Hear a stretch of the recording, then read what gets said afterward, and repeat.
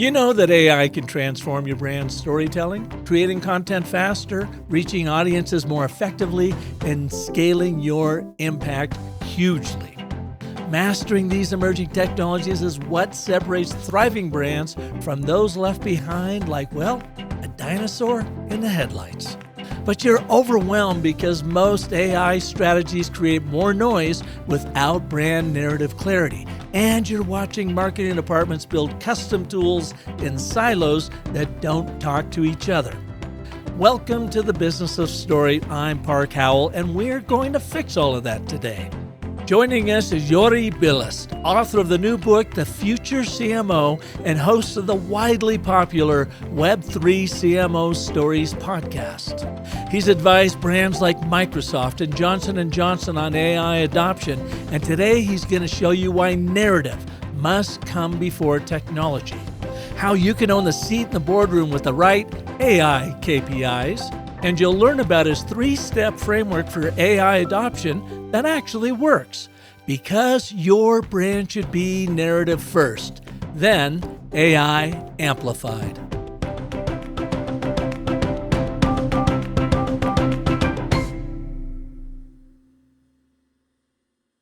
Communication pros who are approaching AI as a narrative-first process are getting loads of benefit using our new Story Cycle Genie. They're using it to craft a vibrant brand story in minutes, not months, creating brilliant campaign strategies in a flash, and instantly producing always-on brand content that converts. Here's what they have to say about their experience with the Genie.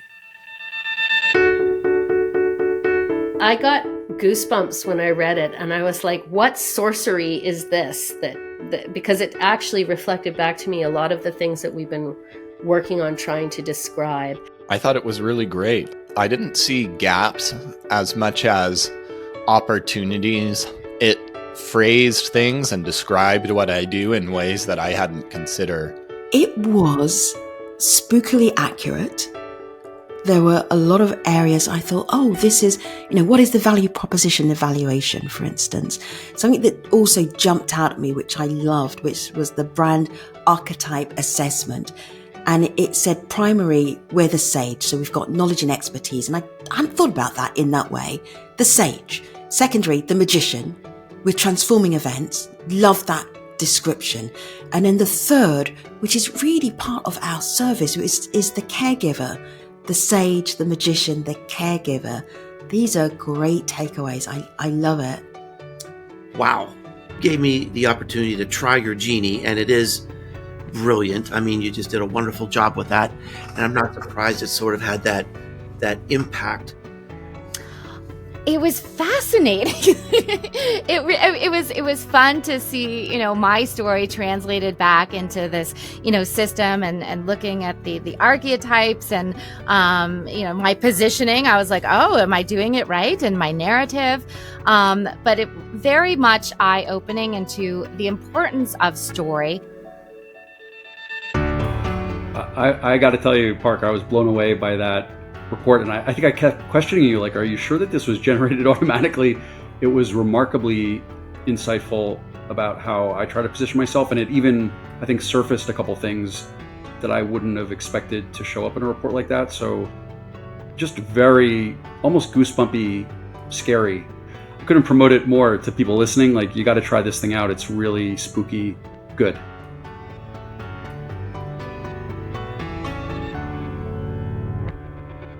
If you'd like to test the strength of your brand story for free, visit storycyclegenie.ai. Click on the white button on the homepage, add your name, email address, and website URL, and in under 60 seconds, you'll get a brand story grade from A+ to F-, and a 14-point storytelling assessment that validates what you're doing well, reveals gaps in your story affecting your brand positioning that can be easily fixed, and inspire you with new ways to share your story. So get started right now over at storycyclegenie.ai. Now, please welcome to the Business of Story, Joeri Billast. Good morning, Joeri. Welcome to the show, but I guess it's evening your time there in Portugal. Oh, it's 5 p.m. on my side, Park. So you've already got a full Monday behind you, and I'm just firing mine up. And you moved to Portugal, what, 18 months ago, you said? Yeah, 18 months ago. The time flies. And it's great to see you again, Park, because I was also checking, you were one of the first guests when I started podcasting. I met you in San Diego, social media marketing world, a few years. And you are just top of mind. And so I'm here now in Lisbon, right? When we last spoke, I was still in Belgium. Yeah, boy, everybody is moving to Lisbon. You must love it out there, huh? It depends on what you like, but I like good weather. I like good food. I like people that say, bom dia on the street. So because Belgians are a bit more colder people, they are not likely to say hi, they are more like in themselves. But I like, people that are saying the bom dia and that are smiling. And it's just another, maybe a little bit there. Everything is a little bit slower, but a little bit less stressful, I would say, which is also good. And the weather's pretty nice. It is. It's pretty nice weather. It's different from Belgium. Way less rain and more sunshine, which gives me energy, Park. Well, it's great to see you again. It's been, a couple of years since we last chatted, but I've been watching your progress online and the work you've been doing with Mark Schaefer. I understand you and Mark have something coming up pretty soon. What's that about? Yeah, we have something coming up. So I met Mark actually also at Social Media Marketing World. And he advised me to write this new book, which we'll be talking about later in the show. But also because I live here in Sintra, Portugal, I will be doing an AI marketing retreat, which will be in April next year. Yeah, and Mark will be my main guest over there. So I'm really looking forward to that too. That's great. When is that, and how can people learn about it? So it's in April. I have a website which is called Sintra Synergies. Sintra from the place in Portugal and synergies, like you say it in English. So sintrasynergies.com. I am now updating the website. All the information will be there and people can, send me a message if they want to know more. That's great. Well, you are here today because you've got this new book out, The Future CMO, and I've had a chance to go through it. There it is, folks. There's a picture of it. You're listening to this, so you'll have to pull it up online and take a look at it, but it's great. I've been through it. And first, what is the main premise of the book? Well, like it says on the subtitle, how modern CMOs can win with trust, tech, and smart visibility. So for me, you have when I speak to other marketers, the typical CMOs, they do the traditional marketing as it has always worked. But the times are changing. You have AI, you have Web3, you have all these emerging technologies. And people want to use them, but they are struggling with the aspect of, that is it really right? Is it fake? How can we keep the trust? That's a problem. And I want, to talk about this in the book, that the future CMO should be looking at that and also should be looking at the KPIs, that they can show to the CEO that what they are doing, really pays off. Mm-hmm. Well, CMOs are a really, really tough job. And I think the average tenure of a CMO is about 2 years tops at a company before they get fired, replaced, leave, burnt out, or whatever. So marketing in and of itself, and gosh, I know I've been doing it for over 40 years now, is hard. It's tough. And it does lead to tremendous burnout with even the best CMOs out there.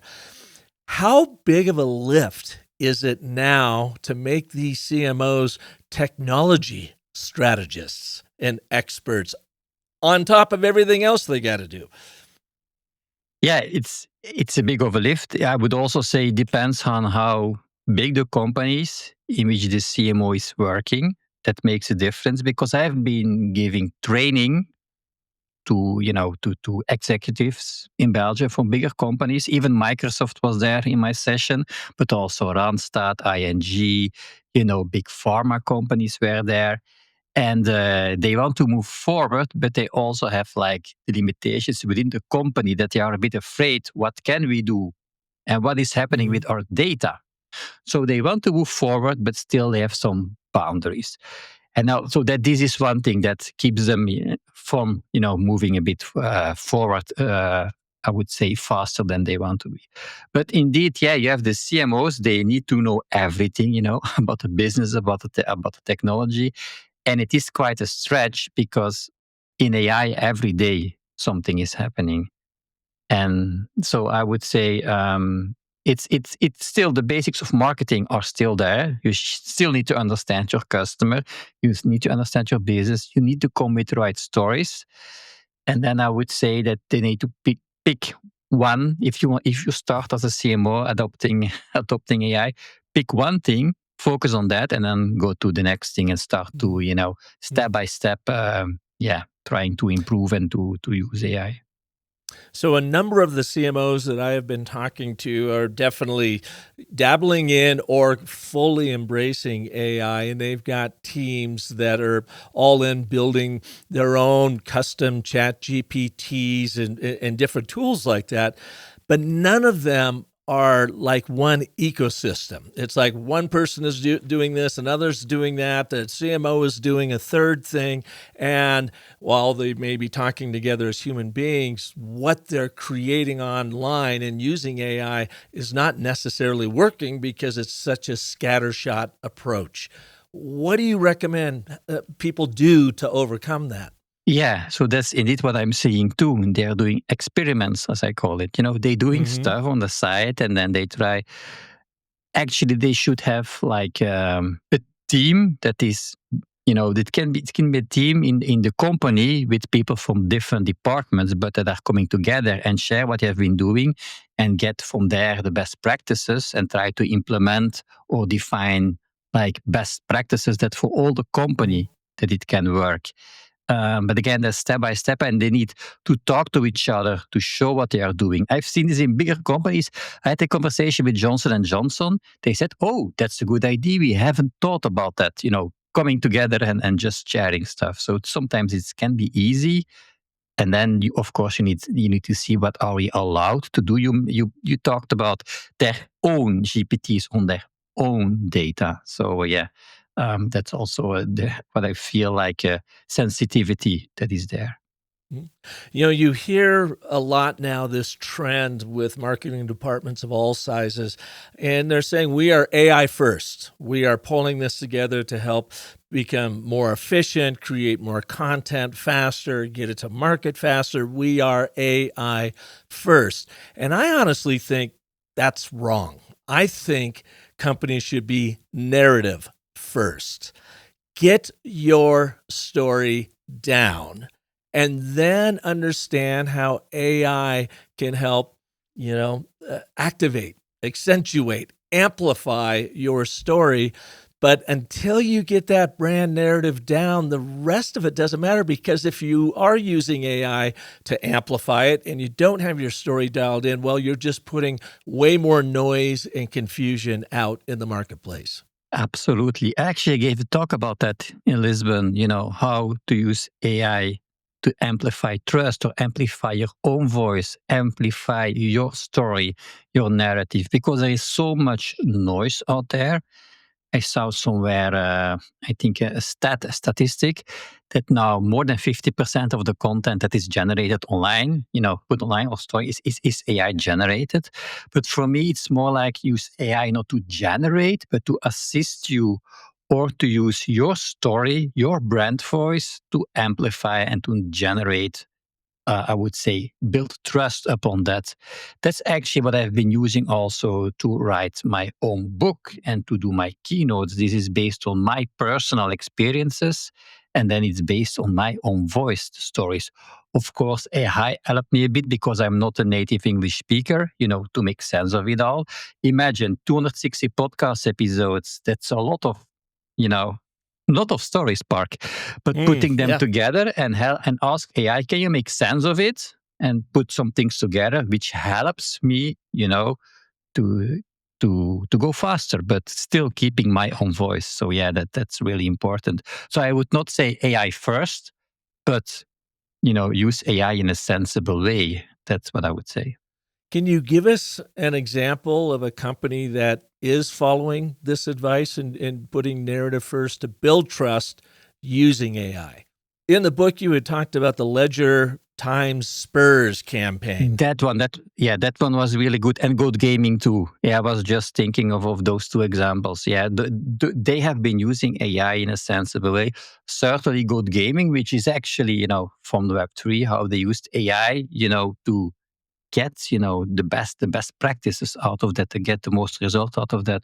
Also the story with Ledger is interesting, how they can, Ledger, which is a Web3 wallet, something that sounds very technical, but then link it to sports. That's for me really a really good good approach. Can you take us a bit of a deep dive into that one so our listeners can really understand the specifics of how they did it?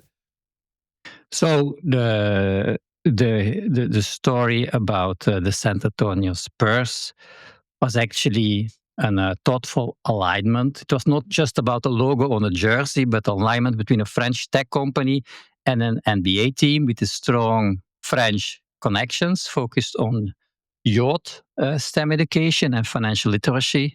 And so Ariel explained that NBA fans have twice the purchase intent for crypto compared to the average customers. And was something they found out also, to data through AI. And this made the partnership also both culturally relevant and strategically sound. So they were thinking more on the longer term, thinking than on the shorter term.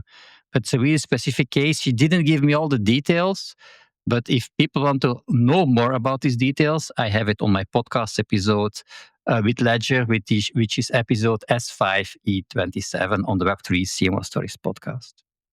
Okay, fair enough. So in writing your book, I've written a couple myself, and I realize as the author, you learn so much in the process, and the book almost kind of writes you when you're all said and done. But what was the major takeaway that you had, the major aha moment in writing your new book? So, and actually it's also one of the titles of the book. So I had one of the takeaways was that when I talk to those people that you mentioned, the CMO doesn't stay long in the job. I think it's 18 months, I think the average, but it can also be 2 years. But what is the reason? They need to come with ideas, with strategies, and then they need to prove to the CEO, to the CFO, what I'm doing is working. And it's not always easy to show that marketing is working. So therefore, to make it work, you need to define the right KPIs and being able to show it to the CEO that what you're doing is working, and you can own your place in the boardroom, because you have the CEO, the CFO, but the CMO is not always there, but needs to be there actually and needs to define, I would say, needs to own his place there. So that was one of the things that came back. And also the aspect of the trust part. Yes, that they want to use AI and they want to use it in a smart way, but that was one of the things. And the other thing is, and that's, I think, maybe Mark talked about that too. Now these days, what people say to me, Google is not so important anymore to be like on the top places on Google because AI answers for you. So what is now important is that you not rank on Google, but you rank in ChatGPT. So if one person asks you, like, what is the best, storytelling podcast, or what is the best Web3 podcast, then in my case, my podcast should show up. Or when you have a business, your business should show up. And this is what people do these days. They are looking right there. And so this AI aspect and thinking, how can we make sure that we are standing out and are there where people are watching? This was also something that was a recurring fact. Yeah. And are you using a lot of AI in your own work? every day. I use it a lot. I was already, using a lot of AI, Gen AI. If we talk about AI, because AI was there already so many years. I did it before with my former company in business intelligence. We also used AI. Now I use a lot of Gen AI. I already use Jasper and so on before the ChatGPT moment. But now today, for my own podcast, actually, I have the way that I record them because I love to talk, but then they need to be repurposed. And because it is repurposed, because in blog articles, in LinkedIn newsletters, in infographics and so on, I have been doing this for, when we met one of the first times. That helps me that people find me and know that I exist, and also find me now in ChatGPT because these blog articles is there. People find the podcast through the blog. And so, yeah, I use the AI to prepare for a podcast interview, to ask the right questions, because people say, oh, wow, those were great questions. How do you came up with them? Again, not purely talking about some people's background, but I do research. I feed it into the AI with specific prompts so that I get the right questions out of that and have a meaningful conversation. Those questions are actually a backup to fall back upon because I prefer to, have a conversation. But I have that. Then I have the podcast recording, which I'm doing, which then AI helps me to edit it. And it's even better that I do it and not an editor because it goes faster. I work on the podcast episodes and I see for myself what is in there. I feel it. I make sure it makes sense. I use an AI to publish it, to get a hook out of that. All of that I'm doing myself. And then, of course, based on that, there are tools that they take the best moments from a video podcast, for instance, the best moments, and give like Opus Pro, for instance, takes out the best part of that, and then I can also repurpose it. So I use a lot of audio tools, video tools, content creation tools, putting them all together, making sure that I'm not using too much tools because it should, and making sure that I still, I'm feeding it with the right things, that I'm still thinking and not letting AI do everything. But yeah, that helps. And sometimes also having different AIs in competition helps, having, for instance, Claude discussing with ChatGPT and making sure that I get the best of both worlds. And how many different AI tools do you use? Let's say on a daily basis, I would say like a handful of tools, but on a monthly basis, depending on the need that I have, I will use different tools to get to the result. But those are all also tools that I used myself, that I tested it, that I compared. And sometimes it's a tool that has AI baked in. Like, for instance, Metricool, which is a social media management tool, but it has AI baked in. Like Buzzsprout that I'm using for my podcast hosting has AI baked in. So that's also, depending how you see this as an AI tool or not, that's also really useful to have it. Like now these days, even if you don't have AI integration, I think you're losing against the competition. Yeah, and so everything you talked about right there, and it totally makes sense, is you use AI as research assistant. And you've got a guest coming on, you can feed it its book, it can come up and, help you prepare for your shows, give you lots of good questions to ask, and then you infuse that with your own personality and your own questions, because those questions it provides triggers other questions in you. Then you use it for operational efficiency in editing and cleaning things up and pulling out the little sound bites that you're going to use for then your AI to promote your show. It's not like AI has taken over your brain and now everything that's coming out is not you, but AI. You are using it to accentuate your own capabilities, correct? Yeah, that's what I've been doing, feeding it. So actually AI is my coworker or my co-founder or my partner or my assistant, if you want, but it's not my brain. So AI helps me to achieve better results because I do back and forth. I discuss with it to make it better. But it starts from my own content, right? I'm not saying it, write me a post. No, this is my content. This is, I suggest. How would you make it better? And it's just more efficient and can give me better ideas how to rephrase something. Yeah. Yeah. You know, our AI, our Story Cycle Genie, which I ran your brand through, sent over to you. By the way, what'd you think of that when you first got it? Yeah, I liked it. And by the way, you saw that I did it when we first said, okay, we are going to do the podcast. I went to your site, I did a test. So I did it based on my website, and actually a nice result came out, good feedback. Then you run it again. I think a few details were different, but I liked it because it gives feedback. Of course, I cannot compare what is a good score, Park, or what can I. But I felt like, okay, this is quite good. I've been working on that. When I've been working on that on my brand, on my my website, my social media, everything. I think you mentioned in the beginning, it's important that you're not focusing on on AI first, but on your brand story. So I'm focusing what is the problem that someone has? Why is it coming on my website? What are the questions they would ask themselves that they would put into Google or into ChatGPT? And so I use this framework, which is called the Tree of Beliefs, with the 4 why questions. Why me? Why would a person, your customer, what is the problem that they have?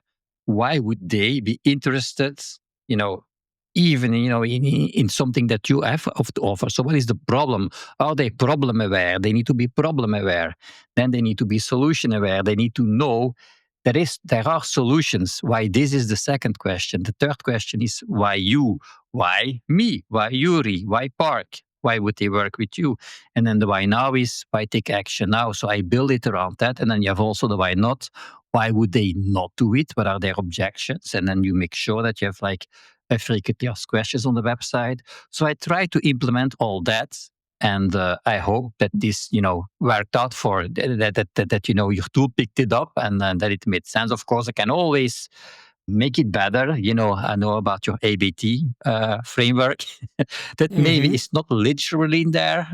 Maybe I should have a look again. So yeah. Absolutely. I mean, talking about CMO marketing ROI, the and but therefore produces unbelievable ROI when you look at customer engagement. We did one campaign for Trimble, a SaaS company that I always point to, and they were running a LinkedIn campaign across 5 different countries, 5 different languages. And in March of 2022, they ran their campaign, and they're getting about a 3% engagement rate, which is pretty good considering LinkedIn says anything above 1.2% is you're doing pretty well.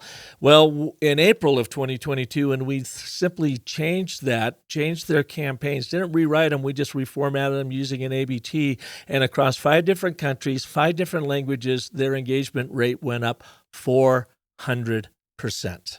So that is, to me, proof, an ROI using the and but therefore framework. And so if you don't have it pronounced on your website, I would say, why not? Check it out.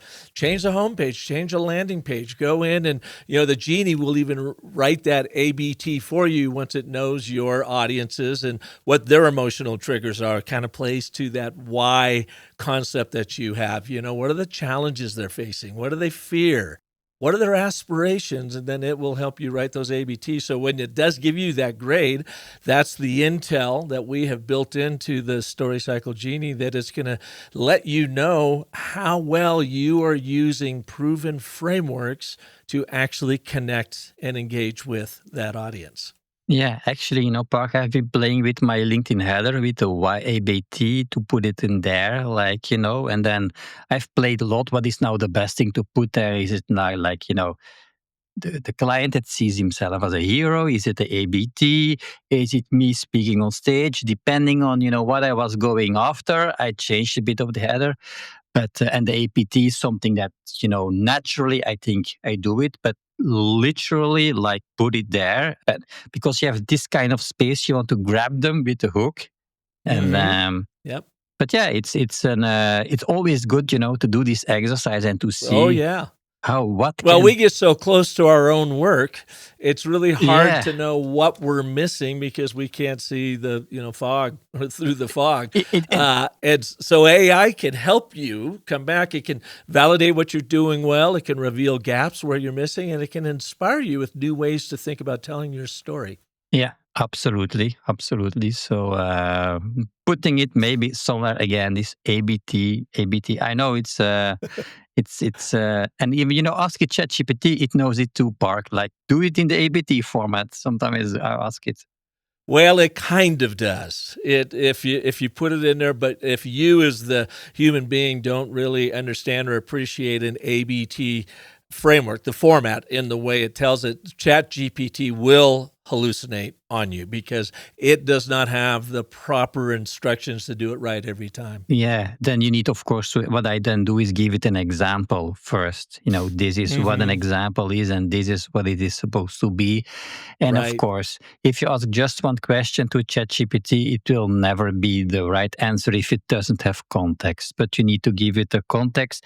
I always compare it to, when you have a company and you hire someone new in the company and they did studies and they know a lot, like ChatGPT knows a lot, but this new hiree in the company does not know what is happening in the company. What are the customs? What are the specific data that they need to have? They don't have it. So this is how a trainee would answer because it's like ChatGPT. It's like no context. But if you give it a context, then you will get good answers, and that's actually how I see it. Yeah, and that's the tricky part is learning how to prompt properly, Gen AI to get what you want, need, and then be able to, and again, when I push that whole narrative first concept is really understand story structures, how they work, and what AI is giving back to you to make sure it is in proper story structure, because quite often it is will not. And I mean, that's the one thing I found. But I want to go back to something you had said earlier about, you running a great podcast. And we all know as podcast hosts how much work goes into it. On the Story Cycle Genie, we've got this genie in there called the Genius Genie. It's, by the way, the whole process, the whole Story Cycle Genie is an ecosystem of 27 different agents that we have done all the prompting on. So you don't have to, as a user, you don't have to think, you don't even have to know anything about AI. You just come in and use the Genie. But what I'm doing now, Joeri, has really been very helpful for me for like right after this conversation. I will download the transcript from Riverside.fm that I'm using, and I'll go to my Genius Genie, and I've created one that's just the Business of Story show notes. And I will give it the transcript of this so it knows what our complete conversation was.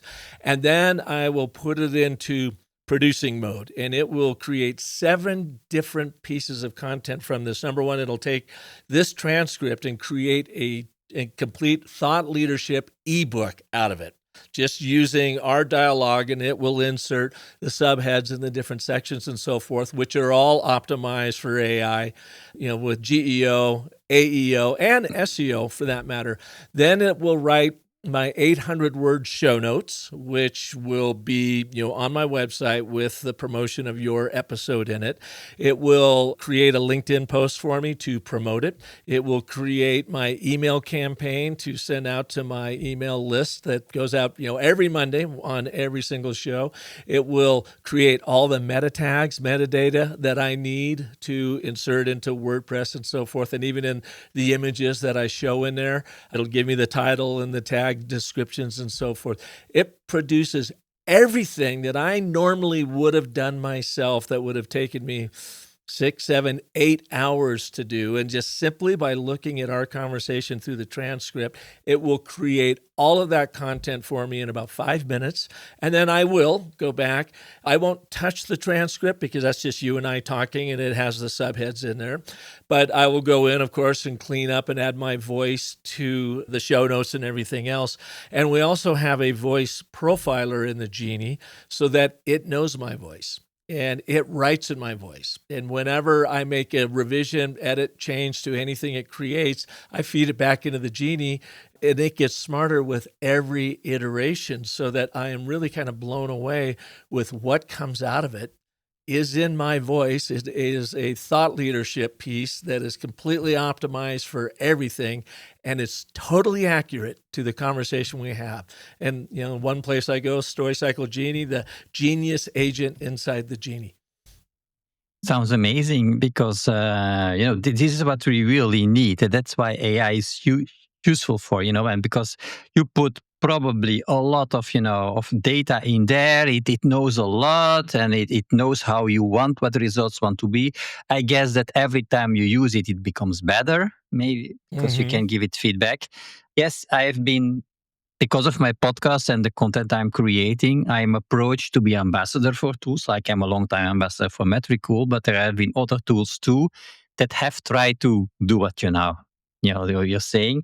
And then they stopped Park because they said, like, it's difficult to make sure that, because they put a lot of developing in there, and then it becomes, costly to have the tool. So therefore, I think what you made, like, I don't know the technicalities of it, but yeah, if you can have it in your hands yourself and make it better and better and use it for yourself, then I think, sounds really amazing. Well, the StoryCycle Genie resides on the Brightsea platform, which is a proprietary platform that our developer, Matt Levine, created. He's a partner in the whole Genie project. And so everything sits there. It creates a memory of everything you do. And then it uses APIs, of course, to go and pull various AIs into Brightsea, into the StoryCycle Genie. But we spent about 2 years in the development and the prompting of it. So it will naturally write you perfect and but therefores every single time. It never hallucinates. It uses the 5 primal elements of a short story for big impact for the story creation. It teaches you how to be a narrative first brand. And again, you don't have to know anything about AI to run it, because all you do is talk to it like you're talking to me or talking to you or talking to a confidant that is helping you develop your brand story, your marketing strategies, your customer's journey, and all of the content. And it's all bottled inside the Genie. Does it ask you questions also to start? Or this is because that's that's the beauty of it. And some of the people that I've talked to that have been using the story brand AI said their biggest concern is it asks them like 20 questions and they don't know if they're giving it right answers or not. So it can be garbage in, garbage out. Ours starts with your URL to your website, just like I ran yours through it. And it first gave me a brand assessment. And then it said, based on that brand assessment, here is your overall arching story brand narrative strategy. And then you just simply go in and iterate, clean up, correct, change things, add audiences, take out audiences. You just tell it like, so it's this idea of not having to start with a blank page and a blank stare. It provides everything that you're already doing in the market, gives you a story strategy based on that, and then you have your aha moments. Again, it'll validate what you're doing well, even probably more importantly, reveals gaps and missed opportunities that you can easily fix, and then it provides inspirational new ways to think about telling your story, but you are iterating with it. You are bringing your own market knowledge, your own customer insights, your own storytelling capabilities. It's not replacing any of that. It's just amplifying it, working with you, collaborating with you as you iterate. And as you said earlier, it gets smarter and faster with every iteration. Yeah, that's the beauty also of using AI. And why sometimes it's good not to, use too many tools, but, have one tool like where, you have all this data in there because it gets better. Like, I use ChatGPT a lot. You can argue that Claude, for instance, is better, in writing, but it doesn't have all the background and the knowledge that I now have in ChatGPT. So yeah, it's See, that knowledge and background remains in the record in the StoryCycle Genie on our Brightsea platform. And it will put calls out to Claude. That's our writing AI. It will use ChatGPT for deep research. Perplexity, it uses different AIs depending on what the need is, but it all gets infused into the Genie brain. So it stays in one spot. And all you have to do is use one tool, StoryCycle Genie, to be able to do all of this work. And again, it gets smarter with you as you grow with it. Would you call it an AI agent, your AI Genie, or you call it? Well, it's AI driven, but no, I call it a narrative agent. It's a Okay. brand narrative agent that helps you first build your brand brain, get your overarching brand narrative down, and then it'll create individual narratives for each one of your audiences based off that foundation, but from their point of view. Then that all comes together in a content playbook.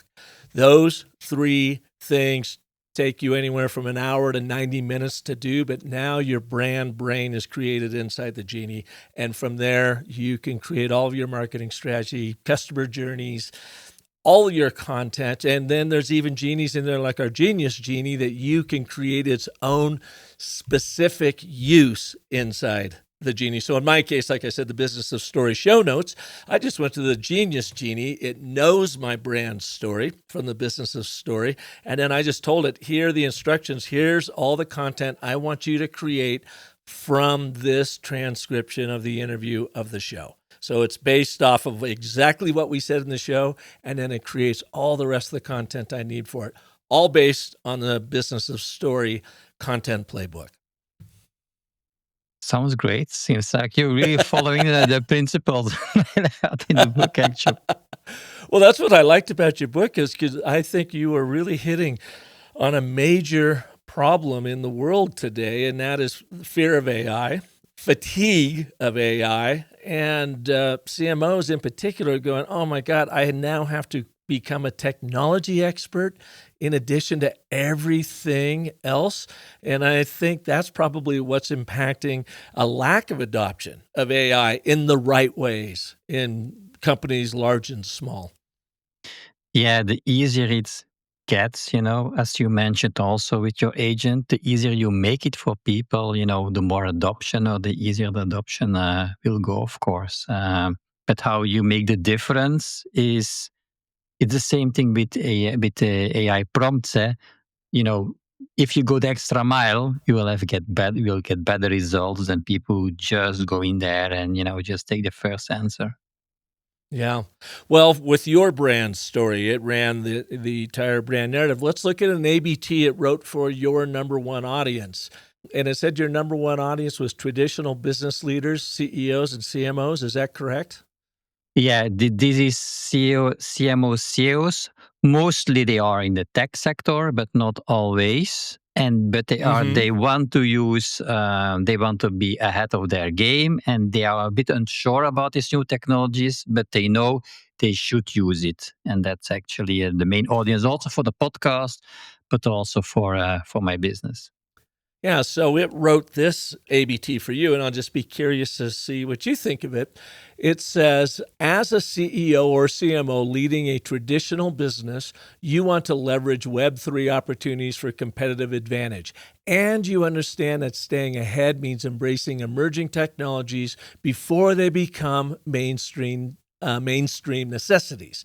But you feel overwhelmed and uncertain because Web3 appears complex and risky, with most resources either too technical or too theoretical for practical business application.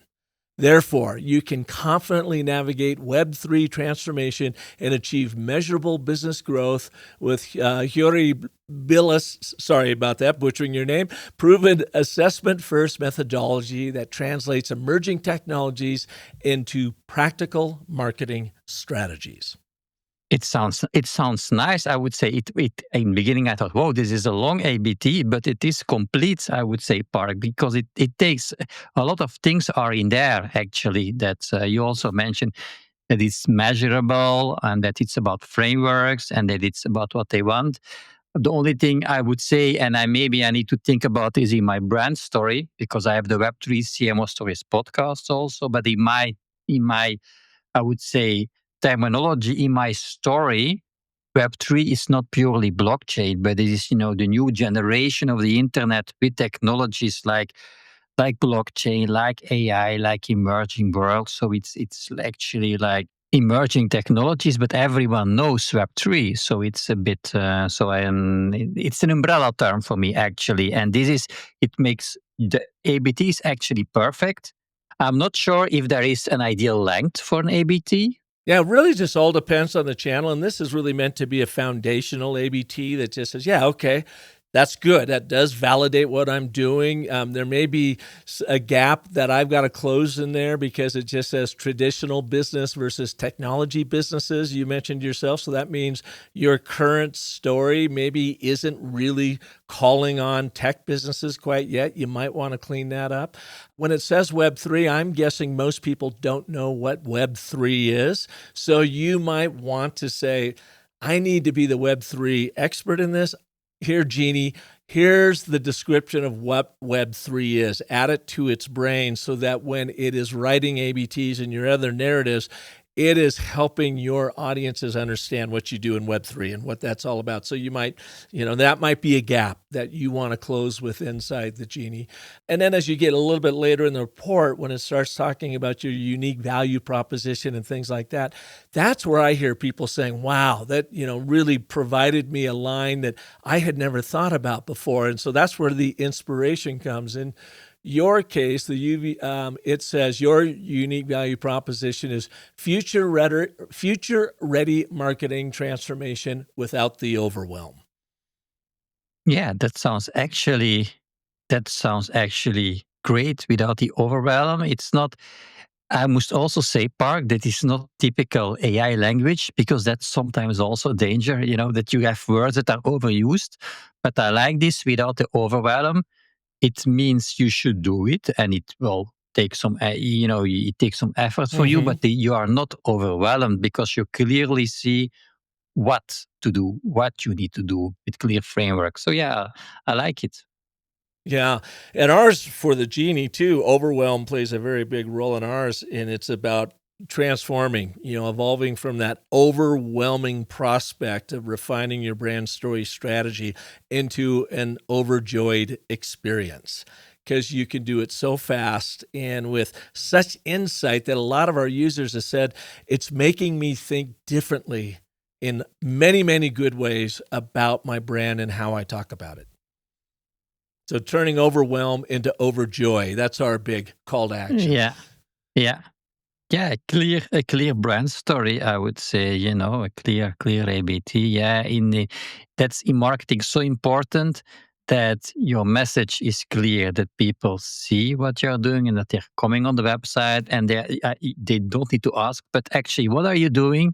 Like I have these clients of mine people don't always like that, because when you say this, because most websites, they are really technical, they are product driven, they are about, what they are selling, but not about, about the problem, about the ABT, as you're saying. And this is, I need to explain them that. And every time it's the same story, actually.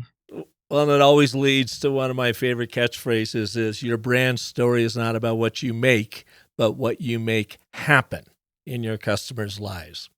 Outcomes trump offerings every single time. And that's why you really, I believe, need to be a narrative first agency, company, brand, technology, whatever. And then AI just comes along to help, communicate and scale that narrative to the rest of the world. Absolutely. And because I mentioned Web3s, of course, because I have been doing the podcast in there and I have been building my brand also Web3. Web3 is a technical word. It's technology driven. So a lot of companies working in Web3, they talk about features. They talk about, you know what this technology can do.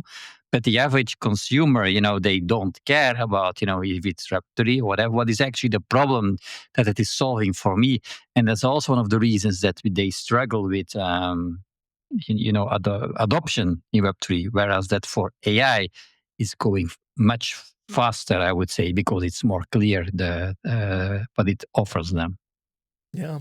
So what would be the first three things, or up to three things, someone should do to really consider how best to embrace AI in their world?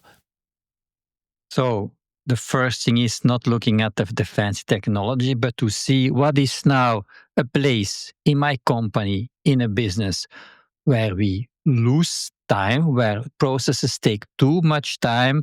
There is lots of manual work, and that we could change. That's one thing. What are other processes in the company that people don't like to do? What do what I'm not liking to do, and then how can AI help in there? And then, of course, then is the thing, depending on the goals of the company, these are the goals, and what are we doing right now, and how could AI, help us reaching those goals better, to challenge us, to challenge the status quo. What are we doing right now?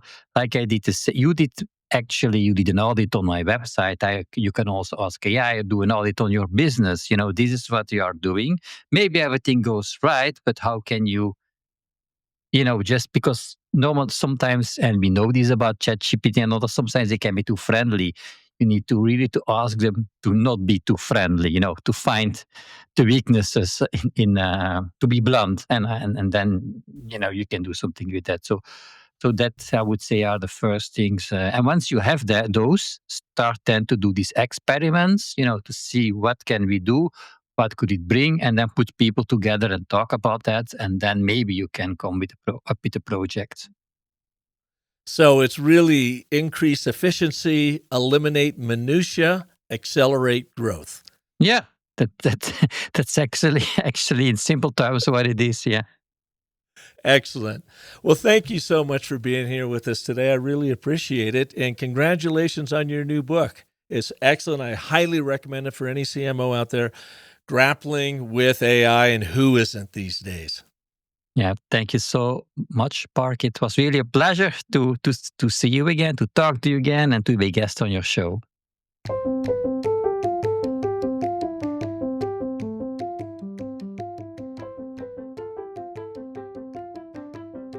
Thanks for listening to and sharing this edition of the Business of Story. And if you do me a huge favor, jump on over to iTunes or Spotify or wherever you get your podcast feeds and give us a rating and review, because it certainly helps us get found in the noisy madness of the world we live in. And by all means, subscribe to the show so it automatically shows up in your inbox every Monday morning. Now, I hope you'll join me next Monday when none other than Drew McClellan of the Agency Management Institute will be here to share findings from AMI's annual Agency Edge Research Report. This one's titled Leading Through the AI Revolution, the New Competitive Edge for Agencies. I think some of his findings will surprise, delight, and even excite you about the opportunities ahead for your agency with AI. Until then, remember that the most important story you'll ever tell is the story you tell yourself. So make that one extraordinary.